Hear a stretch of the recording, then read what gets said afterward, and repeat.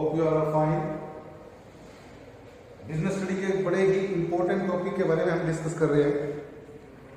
उस टॉपिक में internal trade जो आपकी 9th यूनिट के अंदर आता है, उस इंटरनल ट्रेड के बारे में हमने डिस्कस, मीनिंग के बारे में डिस्कस किया था। उस इंटरनल ट्रेड में हमने ये भी डिस्कस किया था कि किस तरीके से ट्रेड जो है प्रिवेल करता है। उसमें हमने ट्रेडिंग के जैसे होलसेल ट्रेड, रिटेल ट्रेड, उसके बारे में डिस्कस किया था। और जो इंटरनल ट्रेड के बाद अब आपका होलसेल ट्रेड आता है। मेन बेटे होलसेल ट्रेड में मीनिंग, फीचर्स और इसकी जो है सर्विसेज आती है। क्वेश्चन जो मेन इसमें जो बनता है, services provided by the wholesaler to manufacturer and आपका रिटेलर्स, इन दोनों में से किसी एक के रिगार्डिंग जो है वो सर्विसेज आपसे 3-4 मार्क्स में जो है आपसे पूछ सकता है।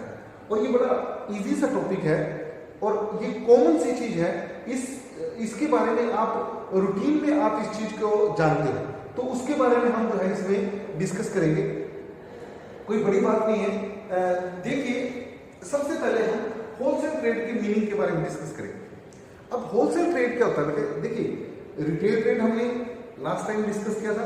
रिटेल ट्रेड क्या है? जब बिजनेस रिटेल में किया जाता है, यानी हम जो है स्मॉल क्वांटिटी में ही परचेज करते हैं और उसको उससे भी स्मॉल क्वांटिटीज में सेल करते हैं। जैसे हमने कोई 10 यूनिट्स खरीदी और उसमें हम एक यूनिट्स जो है लोग अपने कस्टमर्स को सेल करते हैं। जबकि जो होलसेल ट्रेड है, नाम देखिए होलसेल, यानी when goods and services purchased in bulk quantity, उसको हम होलसेल ट्रेड के अंदर इंक्लूड करते हैं। जब बल्क क्वांटिटी में, ज्यादा मात्रा में ट्रक्स में माल लिया जाता है। और मोस्टली बेटे जो होलसेलर होते हैं ना, इनकी खासियत क्या होती है? अब जैसे आप ना अपने आप को एक रिटेल शॉप और एक होलसेलर, दोनों को अगर आप कंपेयर करो तो आप देखोगे बेटे जो होलसेलर है वो भी एक शॉप में बैठा रहता है। मोस्टली इनकी शॉप्स भी बहुत छोटी होती है, पर इनके गोडाउन्स बहुत बड़े बड़े होते हैं।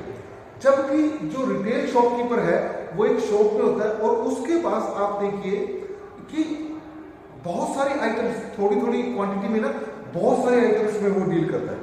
जबकि जो होलसेलर होता है बेटे, वो सिलेक्टेड 2 या 3 आइटम्स में डील करता है। जैसे मान लो आटा, घी, चीनी, सूजी, ये 4 चीजें जो है एक होलसेलर ट्रक्स में माल मंगवाता है और रिटेलर को थोड़ा थोड़ा, किसी को 50 kg, किसी को 100 kg, ऐसे किसी को ये चीज चाहिए तो वो उनको जो है सप्लाई करता है। और एक रिटेलर को अलग अलग होलसेलर्स पे जाके अपनी शॉप के लिए रिटेल में सामान जो है वो इकट्ठा करना होता है। तो यहाँ पे हम होलसेलर की मीनिंग में क्या लिखेंगे? होलसेलर हम किसे बोलते हैं? होलसेलर हमारा वो होता है in which they purchase goods in bulk quantity and supplies to the retailers in small quantities. वो जो होलसेलर माल खरीदता है, या तो वो डायरेक्ट मैन्युफैक्चरर से माल खरीदता है या फिर चॉपर से माल खरीदता है और उसमें जो है उनको जो है कस्टमर को या अपने रिटेलर्स को वो माल स्मॉल क्वांटिटीज में सप्लाई किया जाता है। अब इसके अंदर इसकी कुछ फीचर्स भी बता रहा है। फीचर्स देखिए, सबसे पहले फीचर्स क्या है? The wholesaler buy goods in large quantity. ये हम शुरू से एक ही चीज डिस्कस कर रहे हैं भाई, जो रिटेलर होलसेलर है वो लार्ज क्वांटिटी में माल जो है परचेज करता है। He deals only in special goods.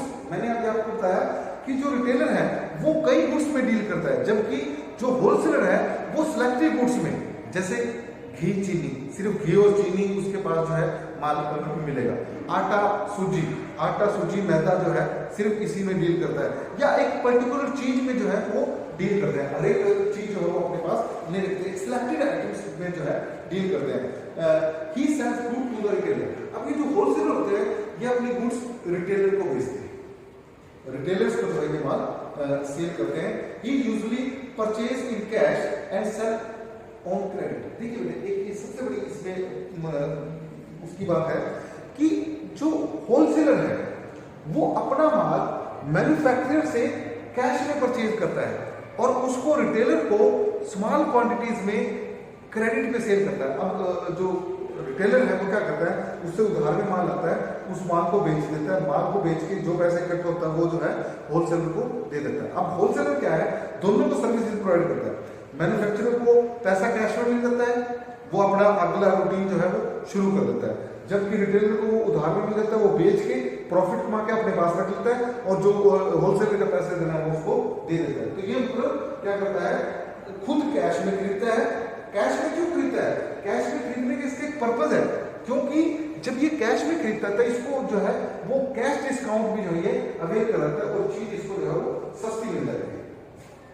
उसके बाद ही works as a link between the producer and manufacturer and retailers. अब होलसेलर जो है ये दोनों में लिंक क्रिएट करता है। अब होलसेलर देखिए बीच में ये होलसेलर है, अब ये क्या करता है, मैन्युफैक्चरर से माल खरीदता है, मैन्युफैक्चरर से माल खरीद के ये रिटेलर को देते हैं। रिटेलर जो है डायरेक्ट मैन्युफैक्चरर से माल नहीं खरीद सकता, क्योंकि मैन्युफैक्चरर तो एक पर्टिकुलर चीज की ही मैन्युफैक्चरिंग करेगा। अब ऐसा तो उसको जो है वो मान लो कि माल बॉम्बे बन रहा है, अगर वो बॉम्बे से माल 10 वो पेस्ट लेके आए तो उसके लिए उसकी ट्रांसपोर्टेशन कॉस्ट बहुत पड़ जाएगी। तो इसलिए क्या करता है, होलसेलर जो है मैन्युफैक्चरर से माल लेता है, मैन्युफैक्चरर को सर्विसेज प्रोवाइड करता है, इसका माल जो है अपने पास गोडाउन में रख लेता है, और फिर जब रिटेलर्स को, जितने भी रिटेलर्स हैं जिनको उस माल की जरूरत होती है, जितनी क्वांटिटी में जरूरत होती है उनको माल प्रोवाइड कर देता है। तो इसलिए क्या होता है, ये दोनों को जो है दोनों के लिए सर्विसेज जो है प्रोवाइड करता है मैन्युफैक्चरर। यानी ये लिंक है, ये डायरेक्ट कॉन्टैक्ट करने की जरिए क्या करता है, वो मैन्युफैक्चरर होलसेलर को, फिर होलसेलर जो है रिटेलर को माल भेजता है। उसके बाद कहता है more capital is required for wholesale trade. Natural है, होलसेल ट्रेड में आपको सारा माल जो है वो मोस्टली आप माल कैश में खरीदते हो, तो उसके लिए आपको जो है बहुत सारे पैसे की जरूरत पड़ती है, काफी कैपिटल की इन्वेस्टमेंट की जरूरत पड़ती है। क्यों, क्योंकि जो माल है ये कैश में लेके और उधार में बेचते हैं, कैश डिस्काउंट अवेल करने के लिए जो है ये कैश में माल जो है वो खरीदते हैं। तो इसलिए जो रिटेल शॉपकीपर है उसके कंपैरेटिवली इनको जो है ज्यादा माल की जरूरत पड़ती है। उसके बाद the wholesaler adopt modern means of advertisement to promote the sale of goods. अब होलसेलर क्या करता है, उसको एडवर्टाइजमेंट करके जो है लोगों को उस प्रोडक्ट के बारे में अवेयर करवाता है। और मॉडर्न मीन्स जो है न्यू टेक्नोलॉजी जैसे टीवी, मोस्टली रेडियोस, इन पे जो है एडवर्टाइजमेंट आपने प्रोडक्ट की करता है ताकि ज्यादा से ज्यादा लोग खरीदे, क्योंकि जब उसकी एडवर्टाइजमेंट होगी उसकी डिमांड बढ़ेगी, तभी तो रिटेलर वो चीज खरीदेगा ना, रिटेलर खरीद के तभी तो अपने कस्टमर्स को वो चीज बेचेगा, तो उनके लिए वो काम करता है। Only samples of goods are kept in the shops.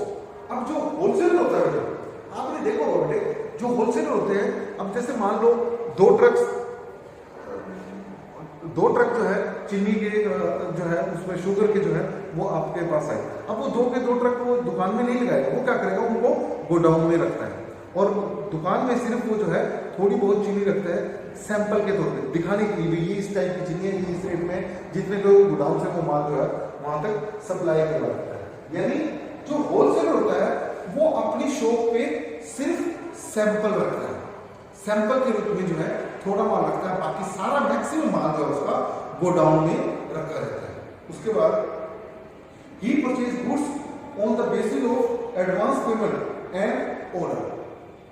अब जो होलसेलर है वो एडवांस में इसको या तो एडवांस में पेमेंट कर देता है मैन्युफैक्चरर को, या फिर इसको एडवांस में ऑर्डर देके वो जैसा माल ये जाते हैं, क्योंकि इसको पता है माल की रिक्वायरमेंट क्या है, किस टाइप का माल जो है मार्केट में बिकेगा, तो ये उसको समझाते उसके हिसाब से अपने हिसाब से माल बनवाता है और फिर इनको जो एडवांस पेमेंट देता है और वो माल बनवा के गोडाउन में अपने पास रख लेता है। अब मैन्युफैक्चरर को गोडाउन बनाने की जरूरत भी नहीं है, क्यों, क्योंकि ये माल बनाएगा डायरेक्ट जो है होलसेलर के गोडाउन में उसको जो है भेज देता है। उसके बाद कहता है wholesaler establish a balance between the demand and supply of goods. अब मार्केट के अंदर जब डिमांड होती है तो क्योंकि इसके पास होलसेलर के पास गोडाउन में माल होता है तो ये उसकी डिमांड को पूरा कर देता है, और जब उसकी डिमांड नहीं होती तो इसके गोडाउन में माल जो है रखा रहता है और ये माल जो है उसी टाइम जब सप्लाई करते हैं जब उस प्रोडक्ट की डिमांड, तो इस तरीके से क्या करते हैं, डिमांड और सप्लाई को बैलेंस रखते हैं। तो ये कुछ इसकी फीचर्स थी जिनके बारे में आपको ध्यान रखना चाहिए। उसके बाद बात आती है इसकी यूटिलिटीज।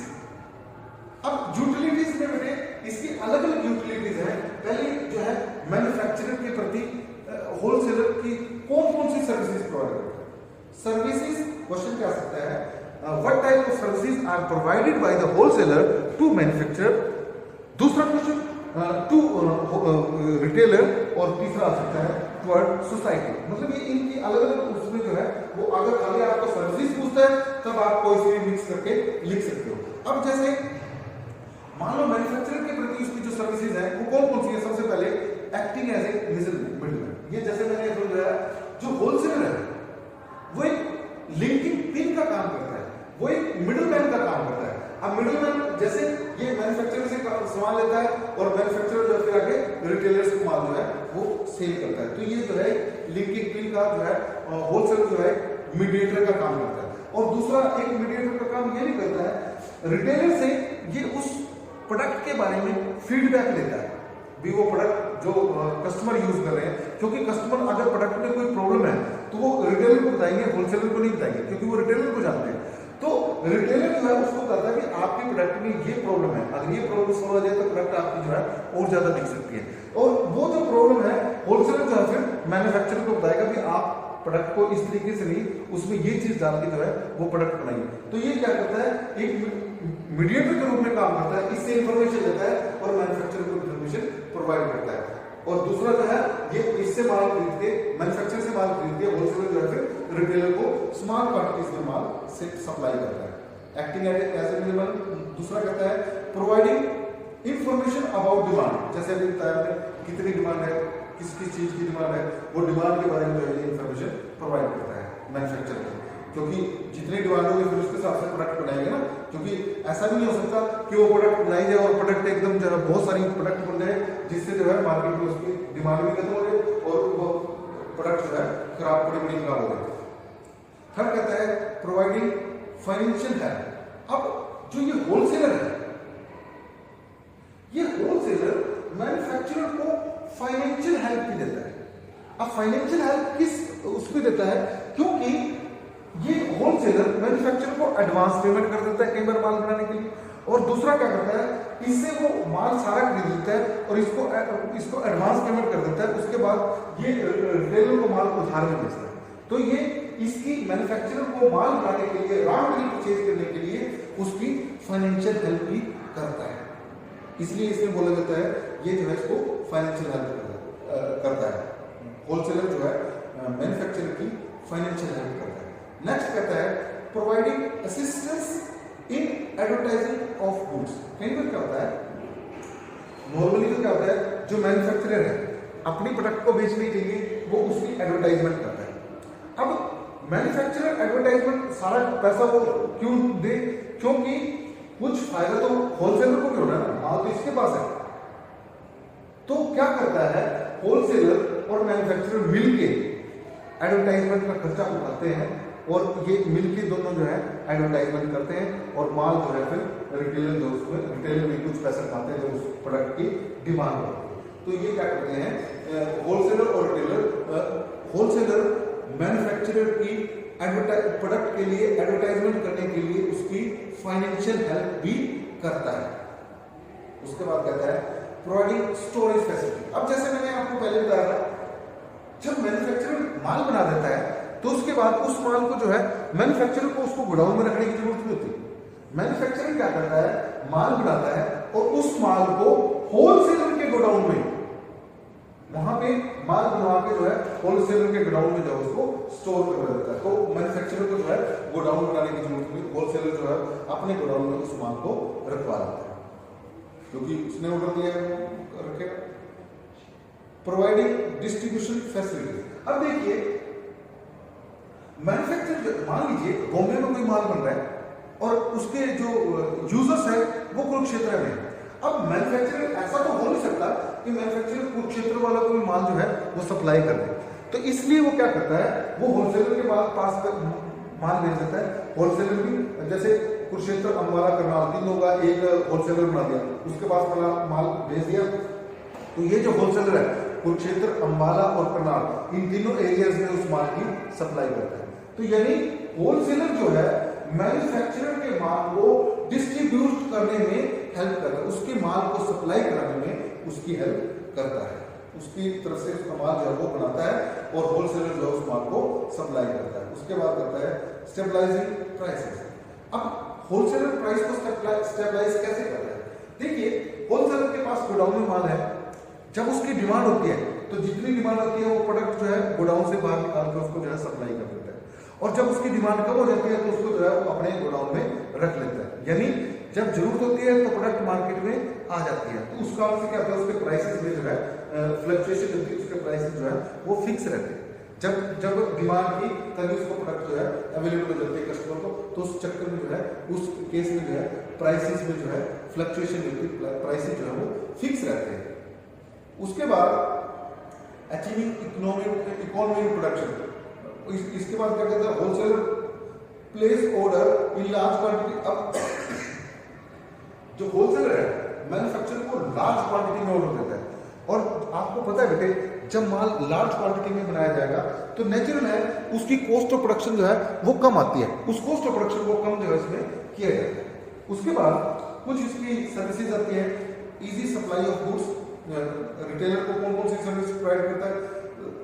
रिटेलर को जो है गुड्स जो है इजीली अवेलेबल हो जाती है, होलसेलर के पास जाता है, वहां से जितनी जरूरत होती है स्मॉल क्वांटिटी में माल जो है खरीद के लेते हैं। उसके बाद कहता है फाइनेंशियल हेल्प, रिटेलर को भी ये फाइनेंशियल हेल्प करता है। रिटेलर को फाइनेंशियल हेल्प किस वे में करता है? इसको माल उधार में दे देता है, और ये माल बेच के जो पैसा आता है उस पैसे को जो है होलसेलर को देता है, जो प्रॉफिट है वो अपने पास आ जाता है। उसके बाद कंसल्टेंसी सर्विसेज, ये रिटेलर को कंसल्टेंसी सर्विसेज कंसल्ट भी करता है, उसको सर्विसेज ये सर्विसेज भी प्रोवाइड करता है कि किस प्रोडक्ट को जो है उसे माल बेचना चाहिए, किस प्रोडक्ट को बेचने में उसको जो है प्रॉफिट होगा, और उसके प्रोडक्ट के बारे में उसको इन्फॉर्मेशन जो है प्रोवाइड करता है। रीजनेबल प्राइस, होलसेलर जो हमेशा रिटेलर से रीजनेबल प्राइस पे माल जो है सप्लाई करता है। उसके बाद बेनिफिट ऑफ एडवर्टाइजमेंट, अब एडवर्टाइजमेंट तो करते हैं होलसेलर और मैन्युफैक्चरर, जबकि बेनिफिट करता है रिटेलर। यानी होलसेलर जो है रिटेलर को एडवर्टाइजमेंट बेनिफिट भी जो है प्रोवाइड करता है, उसको वो जो है एडवर्टाइजमेंट करता है, कई बार उनके नीचे नहीं दे देता किस किस रिटेलर से जो है आपको ये माल मिल सकता है। उसके बाद इंफॉर्मेशन अबाउट न्यू प्रोडक्ट, और रिटेलर को होलसेलर जो है अगर कोई नई प्रोडक्ट करते हैं या उस प्रोडक्ट में कोई नया चेंज, कोई टेक्नोलॉजिकल चेंज किया है तो उस प्रोडक्ट चेंजेस के बारे में जो है इसको इन्फॉर्म करता है, नई प्रोडक्ट के बारे में इन्फॉर्म करता है। और पैकिंग फैसिलिटी, अब होलसेलर जो है इससे बल्क क्वांटिटी में माल खरीदता है, फिर इसको स्मॉल क्वांटिटीज में 1-2 किलो के बैग बना के उनकी पैकिंग करता है, और वो पैकिंग फैसिलिटी जो है रिटेलर को प्रोवाइड करता है, तो रिटेलर को जो है वो पैकेजिंग करने की भी जरूरत नहीं पड़ती। उसके बाद कुछ सर्विसेज आती है, कंट्रोल ऑन मार्केट फ्लक्चुएशन, जो सोसाइटी मार्केट फ्लक्चुएशन, जो मार्केट में अप्स एंड डाउन्स आते हैं उनको भी ये जो है उन फ्लक्चुएशन को कंट्रोल करता है, क्योंकि जब डिमांड ज्यादा होती है तो प्रोडक्ट की स्केर्सिटी नहीं होता है, प्रोडक्ट की सप्लाई जो है उस हिसाब से कर देते हैं, और जब डिमांड नहीं होती तो प्रोडक्ट ये आपके पास गोडाउन में रखते हैं। यानी माल ना तो उसका प्राइस जो है वो स्टेबल रखने में जो है ये होलसेलर हेल्प करते हैं सोसाइटी। उसके बाद इजी अवेलेबिलिटी ऑफ गुड्स, और गुड्स जो है वो इजीली अवेलेबल होती है, जब भी गुड्स की जरूरत होती है होलसेलर जो है माल की सप्लाई जो है अपने गोडाउन से कर देता है। उसके बाद सिलेक्शन फैसिलिटी, अब इसमें क्या होता है, इनको सिलेक्शन होलसेलर जो है सिलेक्शन फैसिलिटी देता है, माल ज्यादा है तो उसमें उनको कौन सी वो पसंद है, तो अलग अलग उसकी जो उसको पसंद है वो माल सिलेक्टेड होलसेलर से जो है लेके अपनी शॉप में सेल कर सकते हैं। बेनिफिट ऑफ एडवर्टाइजमेंट, इनको सोसाइटी को भी एडवर्टाइजमेंट का बेनिफिट मिलता है। कैसे? क्योंकि सोसाइटी को जो है उस प्रोडक्ट के बारे में इंफॉर्मेशन मिलती है, उस प्रोडक्ट को यूज के बारे में, how to use the product, उसकी यूजेस के बारे में पता चलता है, तो जो सोसाइटी है वो भी जो है उसमें एजुकेटेड होती है एडवर्टाइजमेंट के लिए। रिमूवल ऑफ कंज्यूमर कंप्लेंट्स, और अगर कंज्यूमर की कोई कंप्लेंट है तो होलसेलर जो है उनकी कंप्लेंट्स को भी जो है सॉल्व करता है, उनके रिप्लेसिंग ऑफ गुड्स, उसमें कोई अगर उसको यूज करने में कोई प्रॉब्लम आती है तो उन प्रॉब्लम्स को जो है ये सॉल्व करते हैं। तो ऐसे जो है possibility of large scale production, इसके अंदर जो है लार्ज स्केल प्रोडक्शन की पॉसिबिलिटी जो है वो ज्यादा होती है, क्योंकि जितनी ज्यादा प्रोडक्शन ज्यादा होगी wholesaler first of all increase the demand, क्योंकि होलसेलर जो है वो डिमांड को इंक्रीज करता है, एडवर्टाइजमेंट कराता है, रिटेलर्स को उसको प्रोडक्ट की इन्फॉर्मेशन देता है, सोसाइटी को इन्फॉर्मेशन देता है, ताकि सोसाइटी जो है ज्यादा से ज्यादा माल उसको खरीद सके। तो इस टाइप की जो है ये इन्फॉर्मेशन को प्रोवाइड करते हैं। तो ये कुछ होलसेलर के अंदर था जिसको हमें ध्यान रखना पड़ता है, और ये बड़ा इजी सा टॉपिक है बेटे, इसको आप इजीली कर सकते हो। Thank you.